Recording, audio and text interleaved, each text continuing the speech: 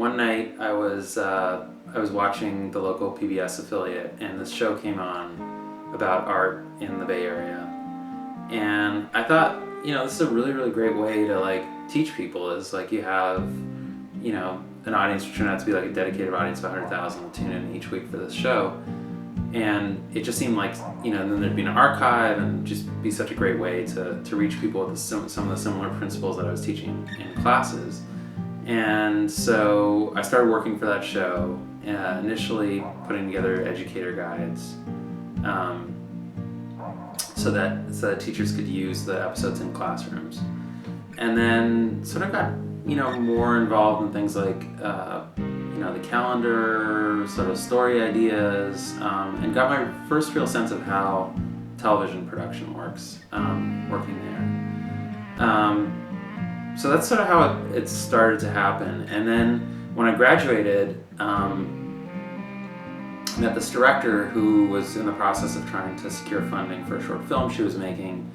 And within a couple of months, she was able to raise the funding, and I came on board and helped her with the script for her short film, and became the associate producer of that. And then right around that time, I started to notice that video technology was getting to be really cheap. A friend of mine showed me this camera that was, at the time it was $20. It was the first digital video camera that was really inexpensive that was available on the market. And you got 20 minutes of footage, and then you would process it onto a DVD at the drugstore, and you could edit a film. And so we came up with the idea that day of doing the Disposable Film Festival, and then eventually developed it over the next year. And over the course of that time, digital video became cheaper and more ubiquitous, started showing up in everybody's cell phones and other devices. The flip video camera came out, which is a big change. And we put out a call for submissions in January 2008. We had the first Disposable Film Festival screening.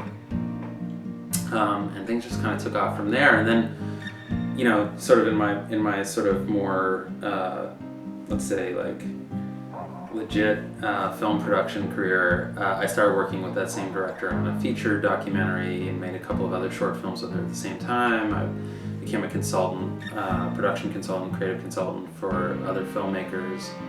And now I'm running the Disposable Film Festival, which is, like a 4-day event in San Francisco that then travels around the world to about 25 different international locations. And at the same time, I have a slate of, I think right now, 5 films that I'm producing. So it's become quite like a robust career. I don't think if I'd really started in film school with the intention of like going to Los Angeles and pursuing a career in film, I don't think this would have happened. It's only because I really saw opportunities and taken them that this has come together. The Disposable Film Festival is really aimed at reaching filmmakers who might, not otherwise be able to make a film, except for the fact that now digital video technology is so inexpensive, it's so available, it's in our pockets all the time. What we really try to do is encourage people to take those cameras out and use them. If they have a good idea, like shoot and cut a film, send it in to us. If it's good, and we've seen just incredible stuff, over the years. There's a great confluence here of artists and tech people. And that's sort of exactly where the intersection of the Disposable Film Festival is.